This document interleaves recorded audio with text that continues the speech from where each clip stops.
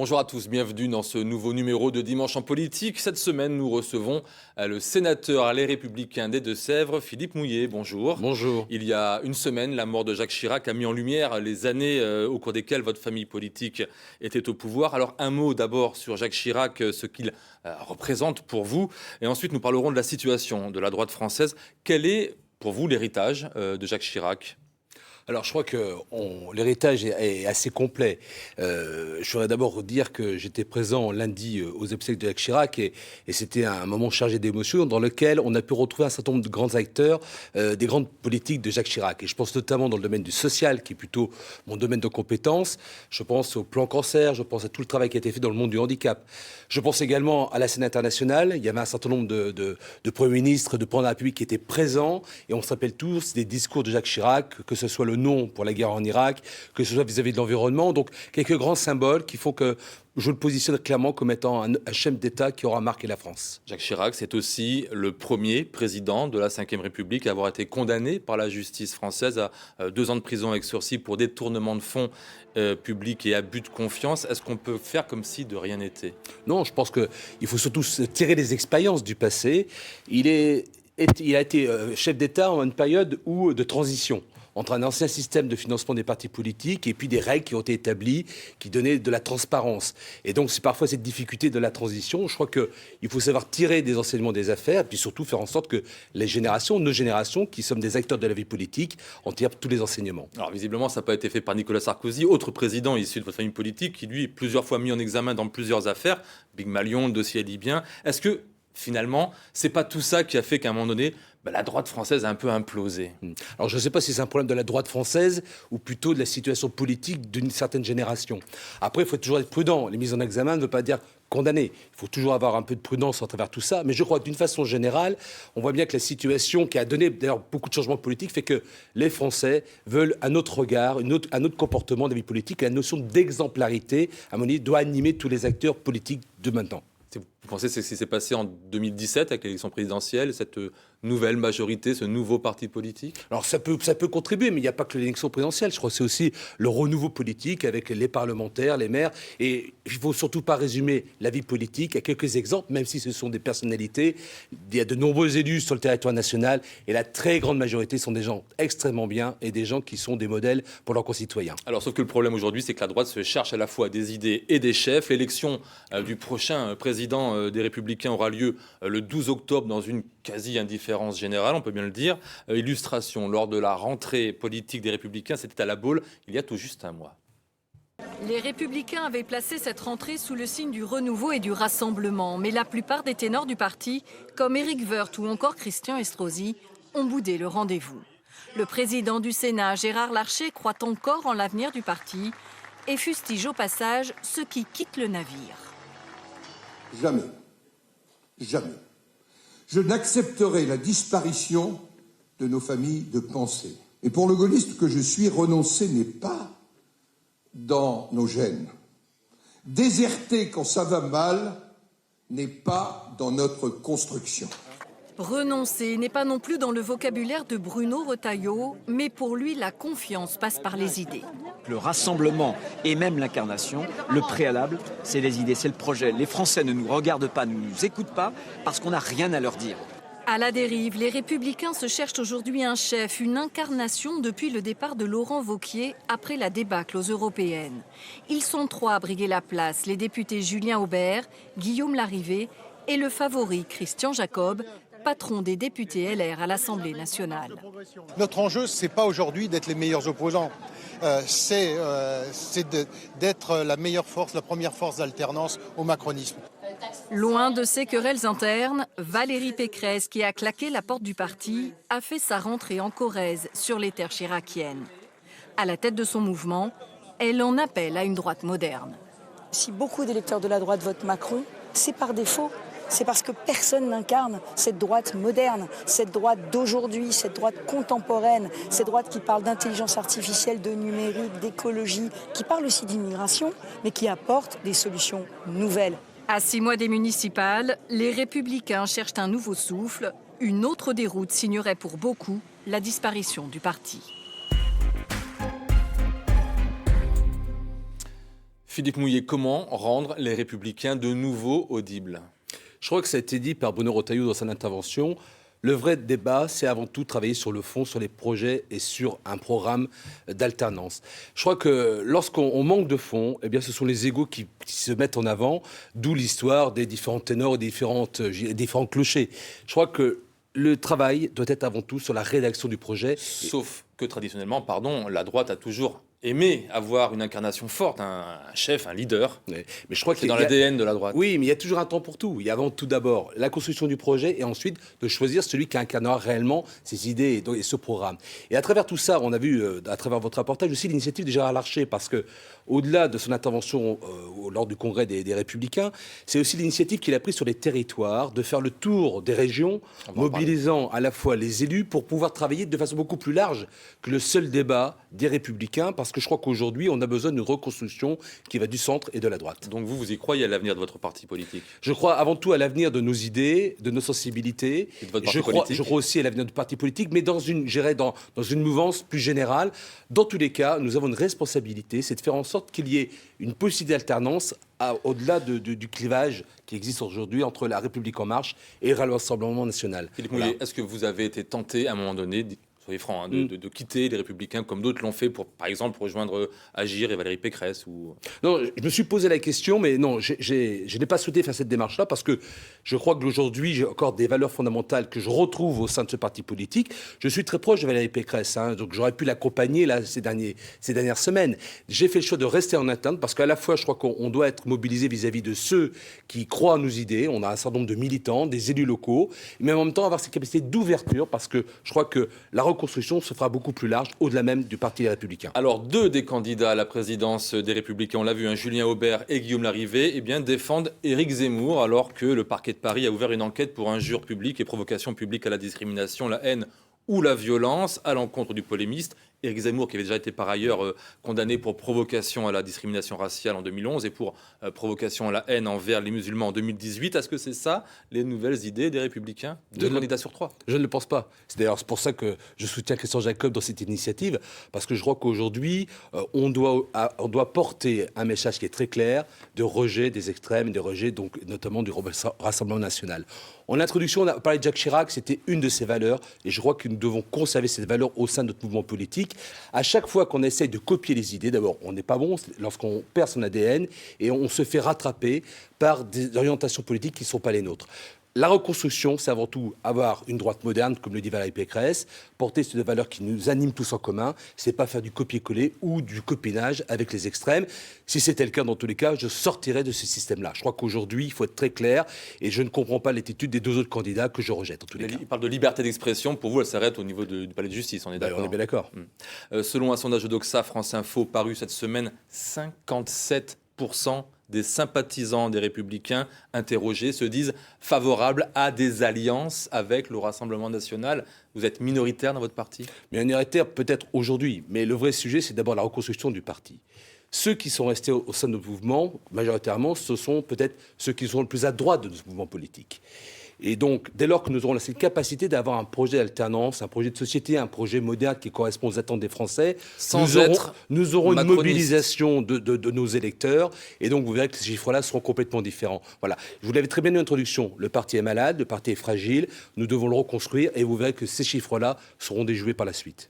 Est-ce que, donc pour vous, les Républicains pourront avoir un avenir, ne sont pas obligés de glisser sur leur droite? C'est fondamental. Si on veut, c'est un élément conditionnel pour que les Républicains puissent perdurer dans le temps. Dans l'autre côté, qu'est-ce que vous dites à ceux de votre famille qui ont rejoint ou qui sont encore aujourd'hui tentés de rejoindre la République En Marche? Je crois que c'est un débat de positionnement.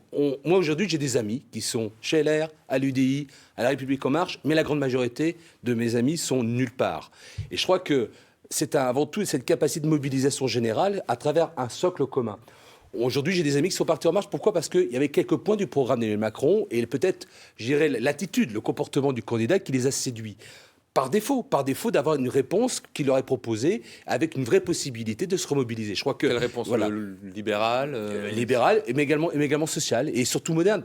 Pécresse a très bien évoqué le sujet. Les sujets concernant l'environnement, concernant également l'immigration, sont partie des sujets qui préoccupent les Français.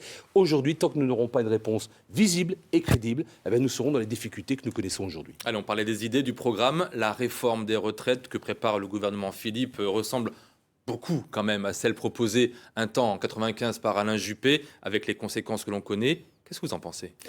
Moi, je suis plutôt inquiet parce qu'aujourd'hui, ce que l'on voit, c'est que le constat a été mis sur la table. Encore il y a quelques heures par le président de la République, le travail de Jean-Paul Delevoye, le constat a été mis sur la table avec aujourd'hui des solutions que l'on ne ressent pas.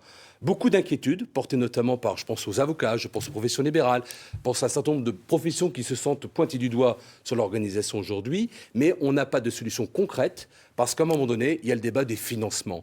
Et donc, il faut à tout prix aujourd'hui mettre sur la table la vérité, dire aux Français que si on veut pouvoir faire en sorte de financer à un niveau, je dirais, soutenable, voire même un niveau équivalent des retraites, il faut travailler plus longtemps.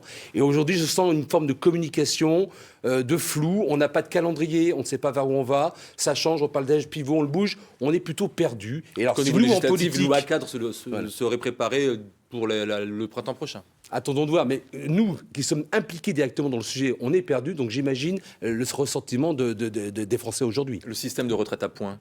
Ah, fondamental, il faut conserver ce système-là. Mais à un moment donné... Il faut conserver, il faut y aller, vous voulez dire. Il faut y aller, bien sûr. Et il faut qu'on aille dans cette démarche-là, mais en même temps, c'est tout le débat du délai du temps de travail. Je crois que tant qu'on ne mettra pas ce sujet fondamental, on peut faire toutes les équations possibles. Regardons ce qui se passe ailleurs. À un moment donné, c'est un point essentiel. Et il faut surtout avoir un discours de vérité pour les Français. Comment garantir la valeur du point ? Vous savez que c'est ça que, comme nos téléspectateurs nous écoutent et disent, voilà, alors le point, je veux bien, mais enfin, si le gouvernement un jour baisse le point de la retraite diminue. Et ça, c'est... Mais non, ça c'est incontournable. Je crois que le point essentiel, c'est avant tout de faire en sorte de pouvoir collecter suffisamment de moyens pour financer ce point-là. Et donc, ça correspond principalement au fait de repousser l'âge de départ à la retraite. Je crois que c'est la seule solution. Donc, il faut travailler plus longtemps. Il faut travailler plus longtemps. En cela, vous êtes tout à fait d'accord avec le gouvernement actuel. Ah oui, bien sûr, d'accord. Mais je vous dis de nouveau, c'est la façon de faire. C'est-à-dire que lorsque moi j'annonce le fait d'un départ à la retraite plus loin, ça veut dire qu'il faut être clair sur l'âge pivot. L'âge pivot, on parle de 62 ans, 64 ans. On est perdu aujourd'hui. Je crois qu'il faut vraiment ce discours de vérité. Et je pense qu'avec de la pédagogie, avec des garanties apportées aux Français, on sera capable réellement de faire une véritable réforme qui est nécessaire. Quid de la pénibilité de certains métiers ?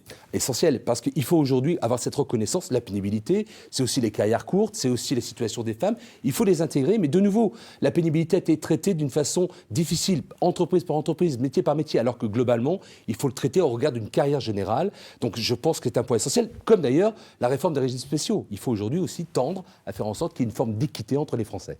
Donc, moins sur les avocats et les professions libérales que sur les régimes spéciaux, alors ? Oui, parce qu'à un moment donné, c'est le débat de votre cotisation. C'est-à-dire que dès lors que vous demandez aux avocats de cotiser encore plus, vous faites en sorte que leur situation du moment les mettent en fragilité au regard de leur capacité à financer la retraite. Donc c'est vraiment un sujet sur lequel il faut regarder profession par profession. Et en fonction de votre statut, vous êtes salarié, fonction publique, indépendant, il faut avoir une courbe qui tend, je dirais, de façon supportable pour l'ensemble des acteurs, de façon à avoir une véritable équité à l'issue au moment de la retraite. Et un équilibre. Et un équilibre, bien sûr. Un rapport sur l'impact de la suppression de l'ISF, l'impôt de solidarité sur la fortune, devenu l'IFI, l'impôt sur la fortune immobilière, révèle que 5% des foyers aux revenus les plus élevés perçoivent 57% des gains dus à la réforme. Qu'est-ce que vous en pensez ? Je crois Macron, président des riches. Oui, alors on pourrait l'évoquer. Moi, je crois qu'aujourd'hui, on n'a pas suffisamment de recul pour pouvoir vraiment faire un bilan de cette réforme de l'ISF. On a beaucoup travaillé sur le sujet au niveau du Sénat. Il y a un rapport qui va sortir du Sénat et qui nous montre aujourd'hui, d'ailleurs, qu'on passe de 360 000 foyers qui payaient l'ISF à 130 000 qui payent aujourd'hui l'IFI. On imaginait qu'il y avait un réinvestissement dans l'économie aujourd'hui, ce qui ne semble pas forcément réalisé. Par contre, c'est un peu plus de dividendes. Donc, je crois qu'aujourd'hui, il y a besoin de plus de temps, même si je reste persuadé que le choix de taxer plus fortement le patrimoine, à mon avis une erreur, au détriment de plutôt taxer les dividendes ou d'autres produits type assurance vie. Donc il y a un problème d'orientation. Alors cette critique, je l'entends, je la comprends. Moi je crois qu'aujourd'hui il faut éclaircir ce sujet, mais il faut un peu plus de temps pour tirer des bilans précis. Le rapport du Sénat, il va dans le même sens que le rapport de France Stratégie ? Oui, globalement il va dans le même sens. On ne peut pas dire, grosso modo, en fait c'est des rapports qui disent qu'on ne peut pas encore conclure à conclusion. Non, mais je crois que raisonnablement, on ne peut pas conclure. Mais on voit bien des tendances, notamment l'effet sur le patrimoine. Il y a une diminution des investissements sur le patrimoine, avec un impact au niveau de l'économie française. Et donc, c'est plutôt des indicateurs plutôt négatifs. Alors, on reste sur le thème des idées et des programmes. J'imagine pour vous plus tard, la PMA pour tous, pour toutes, a été adoptée par le Parlement cette semaine. C'est un texte qui divise dans chaque famille politique. Quel est, vous, votre point de vue ? Alors, pour l'instant, je n'ai pas encore pris position. Pourquoi ? Parce que d'abord on est en pleine audition au Sénat, c'est programmé pour le mois de janvier, et qu'à la fois je suis pris entre les témoignages ou les rencontres ou les auditions avec un certain nombre d'associations, un certain nombre de femmes aujourd'hui qui très naturellement revendiquent cette possibilité d'avoir une maternité, et en même temps on est sur un vrai débat de société avec le débat de est-ce que c'est le droit à l'enfant, le droit de l'enfant, c'est aussi les remises à plat de l'ossature familiale, donc on est sur des débats relativement lourds. Donc pour l'instant j'ai pas encore pris ma position de façon très claire, donc pas opposé de façon stricte et non pas non plus un fanatique de tout cela. Je crois que j'ai besoin d'avoir un peu d'analyse. Mais à travers ce débat-là, ce qui m'inquiète, et notamment ce qui s'est passé hier à l'Assemblée nationale, c'est le débat de l'ouverture vers la GPA, qui n'est pas dans le texte aujourd'hui, mais on voit bien qu'à travers les amendements, qui sont proposés par un certain nombre de députés, le sujet vient sur la table. Et moi, j'aurais préféré que préalablement à ces grands débats, on puisse inscrire dans la Constitution, ce qui me semble fondamental, c'est le principe de non-marchandisation du corps humain. Parce que c'est là-dessus sur lequel j'ai une ligne rouge qui est fondamentale, alors qu'on voit bien qu'à chaque des réformes ou textes de société, on avance un peu plus vers peut-être une société future que je ne souhaite pas. On parlait tout à l'heure des retraites. La colère dans les services publics est de plus en plus forte dans le pays. La grogne touche particulièrement les services de santé. Dans les Deux-Sèvres, il y a eu, par exemple, 241 jours de conflit à l'hôpital de Niort. Et malgré sa construction récente, l'hôpital de Fay-l'Abbesse, dans le nord de Sèvres, ne fait pas exception. On en parle juste après ce reportage tourné le 11 septembre dernier. Ouvert depuis 1 an et demi, cet hôpital rural enchaîne les difficultés. Déficit budgétaire, services fermés par manque de médecins, urgence en grève. Ce représentant syndical dénonce aussi des conditions de travail dégradées. Aujourd'hui, justement, on est à bout, c'est-à-dire qu'on diminue du personnel, mais il faut faire le même boulot. On espère après peut-être ouvrir des services, mais il va falloir penser à avoir des conditions de travail décentes. Aujourd'hui, une infirmière qui revient sur ses repos, c'est pas soutenable. Quelques élus sont venus à la rencontre des manifestants, avec parfois des propositions. Le maire de Thouars, par exemple, veut revoir le mode d'affectation des médecins pour remplir les hôpitaux moins attractifs. Il est nécessaire qu'on ait une forme de contrainte pour notamment les jeunes médecins qui débutent leur carrière, de pouvoir donner un certain nombre de temps et d'années dans les centres hospitaliers des hôpitaux périphériques. Le gouvernement, lui, vient d'annoncer 750 millions d'euros pour répondre à la crise des urgences. Loin d'être suffisant pour la CGT, le syndicat promet de nouvelles mobilisations. Philippe Mouillet, revoir le mode d'affectation des médecins, c'est la bonne idée ? En tout cas, c'est une idée qui revient souvent sur la table, qui a été portée aussi au Sénat. Mais je crois que le sujet est malheureusement plus compliqué. D'abord, il y a un problème d'attractivité du métier. Avant même d'imaginer, d'imposer telle ou telle affectation, les métiers de la santé sont moins attractifs. C'est vrai pour les médecins, mais c'est vrai pour les infirmiers, c'est vrai également pour les aides-soignants. Parce que les conditions de travail, notamment au milieu hospitalier, ne sont pas bonnes. Et on voit bien qu'aujourd'hui, il y a une crise un peu partout en France, et notamment dans les Deux-Sèvres. Donc il y a un problème d'attractivité. Et deux, aujourd'hui, je pense que le fait de créer des obligations risque malheureusement de faire peur à un certain nombre d'étudiants à travers ces voies-là. On a une proposition au Sénat qui a été rejetée par le gouvernement, qui me semblait à mon avis intéressante, c'était de faire en sorte que la 9e année, vous savez, on est sur des cursus par exemple de 10 ans, que la 9e année se passe justement dans les zones défavorisées. Donc ce n'est pas une obligation d'installation, mais c'est une obligation que vous ayez une année de cursus scolaire qui se passe en zone défavorisée. Parce que lorsque les médecins, lorsque les étudiants sont amenés à travailler dans ces environnements-là, ça dépasse un certain nombre de ressentis et on voit qu'on a des bons résultats. J'ai une preuve dans ma propre commune où lorsqu'on a mis en place une maison de santé avec une pénurie de médecins, c'est parce que des étudiants sont venus pendant une durée relativement longue pratiqué ou accompagné des médecins en place qu'ils ont eu cette volonté de s'installer. Donc je crois qu'il y a deux choses. C'est à la fois le fait de mettre quelques contraintes, mais beaucoup plus pendant la période de formation, de créer aussi des aides et de l'accompagnement, de mettre en place des réseaux. Financière.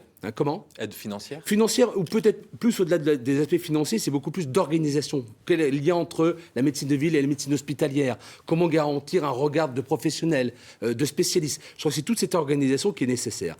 Mais la difficulté, c'est qu'on parle de ce point-là, mais globalement on parle de la crise des hôpitaux, c'est qu'on est face à des paquebots. Et un paquebot, vous savez, le temps qu'on voit les effets de ce changement de cap, il faut du temps. C'est comme le numerus clausus qui a été ouvert aujourd'hui, il faut du temps. Et on a une période extrêmement compliquée. Et quand en même temps le gouvernement vient raboter finalement le budget des hôpitaux, on annonce moins 800 millions d'euros dans le projet de loi de finances pour 2020, je suis extrêmement inquiet parce qu'au contraire, on a besoin de moyens supplémentaires pour venir doper cette période de difficulté à travers tout ça. Vous parlez de l'inertie d'un paquebot, pour le coup, est-ce qu'il n'y a pas eu un problème aux commandes lorsque justement votre ami politique était aux commandes, qu'il n'y a pas eu les bonnes décisions au bon moment en tout cas? Je crois que sur ces sujets-là, c'est une responsabilité collective.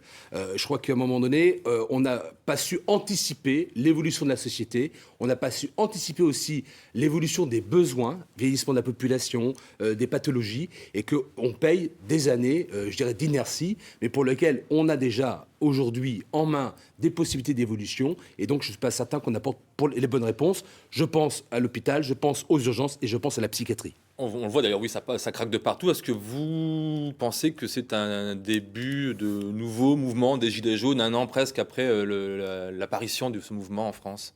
Je ne sais pas si c'est un nouveau début, mouvement des Gilets jaunes. Ce que je vois, c'est qu'il y a beaucoup aujourd'hui d'inquiétude. Il y a beaucoup de colère, que ce soit dans le domaine hospitalier, mais c'est vrai pour l'éducation nationale, c'est vrai pour la police. On n'a pas évoqué l'attentat, et je crois qu'il faut aussi avoir une pensée particulière contre cette émission. Mais aujourd'hui, on voit bien que dans beaucoup de services publics, il y a des vraies difficultés. On voit aussi qu'à un moment donné, il y a des questions en matière d'industrie. Donc, on parle quand même aujourd'hui de la politique gouvernementale avec des indicateurs intéressants, mais on voit quand même qu'il y a beaucoup de sujets qui sont des crispations et qui nous portent beaucoup d'interrogations. Se recrisper encore cet hiver par rapport à l'an dernier? Oui, je pense aussi. La venue de Gérard Larcher dans les Deux-Sèvres en juillet dernier à votre invitation pour parler des élus locaux n'était-elle pas non plus une façon finalement de mettre un peu la pression sur les élus LR, tentés par En Marche ou tentés par l'extrême droite d'ailleurs? Pas du tout, parce qu'on a, à un moment donné, fait une réunion LR. C'est-à-dire que c'était le président du Sénat qui venait pour rencontrer l'ensemble des élus. C'était pas l'objectif. Je crois qu'aujourd'hui, on est bien dans une démarche plus globale. Et d'ailleurs, Gérard Larcher réitère un petit peu tout ça. Donc, il y a deux choses. La réunion de travail des Deux-Sèvres était une réunion destinée aux villes moyennes, avec ensuite un regard plus général sur l'ensemble du département. Donc, avec d'ailleurs des maires de toutes les sensibilités politiques, de gauche, de droite, et des maires très proches du gouvernement. Mais au-delà de tout ça, c'est aussi l'initiative qui a été portée par Gérard Larcher avec l'association des maires de France, avec les départements et régions. D'écoute des élus locaux. Ouais, et surtout le grand débat autour de la décentralisation. C'est-à-dire qu'aujourd'hui, on voit bien qu'une des réponses des Gilets jaunes, c'est de la proximité. Et qui peut apporter cette proximité? Les élus locaux qui sont en prise directe avec les habitants. Alors si je vous parlais de ça, c'est parce qu'on a vu par exemple qu'à Angoulême, l'ex-républicain Xavier Bonnefond aura à la fois le soutien des républicains et des marcheurs, alors qu'il n'est aujourd'hui ni chez les uns et plus chez les autres. Oui, mais moi, ça ne me pose aucune difficulté, parce que le débat des municipales est un débat particulier. Les habitants regardent quoi, principalement? Je ne parle pas des grandes villes, je ne parle pas de Paris, Lyon, Marseille, on verra. Globalement, dans nos territoires, les habitants font un bilan du travail de leur maire. Est-ce que le bilan est bon? Est-ce qu'ils sont satisfaits? Est-ce que le rapport à l'impôt est correct? Et à partir de là, ils jugent de la pertinence. Et je crois qu'on est en train de se rendre compte qu'on est en train de faire évoluer cet aspect-là, puisque c'est une élection de proximité. D'ailleurs, les maires font partie des rares élus qui ont la reconnaissance des habitants, parce qu'aujourd'hui, c'est le projet et le programme. Et donc, qu'il y ait à un moment donné des soutiens, j'espère pour lui d'ailleurs qu'il aura le plus large soutien de tout le monde. Parce que, aussi, d'ailleurs, voilà, pourquoi pas? Parce que je considère, moi, connaissant Xavier Bonnefond, que c'est un bon maire, et donc j'espère qu'il sera soutenu très largement, au-delà du débat des partis politiques. Les Républicains ont un tissu d'élus locaux très dense dans ce pays, ce qui vous permet d'être d'ailleurs majoritaire au Sénat. Les municipales vont donc avoir un double impact, un double enjeu pour vous, et une défaite serait finalement une double défaite à terme. Oui, tout à fait, parce que par effet ricochet, les sénateurs étant élus par les grands électeurs. Mais moi, je suis plutôt confiant. Dans la lignée de ce que je viens de dire à l'instant, je ne vous parle pas des très grandes villes, des plus grandes villes de France. Globalement, je pense que, quelle que soit l'étiquette politique des maires aujourd'hui, la grande majorité seront reconduits dans leur travail, ils seront reconduits dans leur mandat. Pourquoi? Parce qu'on voit bien qu'aujourd'hui, face à cette difficulté nationale qu'on a évoquée, face aux inquiétudes, on se raccroche aux élus de proximité. Et vous verrez, quel que soit le bord politique du maire, dans beaucoup d'endroits, dans les Deux-Sèvres, mais globalement en France, vous aurez des reconductions massives des maires qui sont aujourd'hui installés, dès lors qu'il n'y a pas eu d'erreur d'affaires ou éventuellement le mandat de trop. Donc on aura une grande continuité d'une façon générale. Au Sénat aux prochaines sénatoriales. Non, je ne pense pas. Qui est vraiment aujourd'hui le patron des Républicains dans votre département ? Est-ce que c'est Hermel Cassin ou est-ce que c'est vous ou est-ce que c'est Jérôme Baloche? Non, je crois que d'abord, on incarne la droite chez vous, on a une présidente, je veux dire, Hermel Cassin, qui tient le parti politique, mais on travaille en collégialité, c'est-à-dire qu'à la fois avec le président du conseil départemental, Gilbert Favreau, et moi-même, donc c'est un travail de collégialité, donc la question ne se pose pas qui est le patron, comment c'est organisé, c'est beaucoup plus comment on fait vivre notre mouvement politique au sein de notre département, et tout ça dans une démarche de reconstruction du parti. Mais la question, l'écologie est un thème de plus en plus important, que ce soit dans les villes comme dans les campagnes. Est-ce qu'il y aura une inflexion environnementale dans le programme des Républicains d'ici la présidentielle de 2022 ? En tous les cas, je le souhaite, je pense que oui. Pour moi, le débat de l'écologie est un débat qui doit être transpartisan. D'ailleurs, ce qu'on a vécu avec l'incendie à Rouen doit nous poser un certain nombre de questions dans nos relations. C'est pas le débat autour de l'agriculture. On voit bien qu'aujourd'hui, il y a une vraie difficulté dans laquelle il faut qu'on ait ces débats de société. Et voilà, ça fait partie, quand on parlait de modernité d'un parti politique, ça fait partie des choses qui doivent être intégrées, à un moment donné, dans toutes les actions que nous menons, de la même façon que la transition écologique, que la dimension sociale. C'est un point essentiel. Eh bien, on verra ça d'ici là. C'est la fin de cette émission. Merci Philippe Mouillet d'avoir accepté Merci notre invitation pour voir ou revoir ce numéro de Dimanche en politique. Vous le savez, il vous suffit de vous rendre sur notre site internet ou sur les réseaux sociaux. La semaine prochaine, je recevrai le député En Marche, Thomas Mesnier, député La République En Marche de Charente. Excellente journée à toutes et à tous et à dimanche prochain.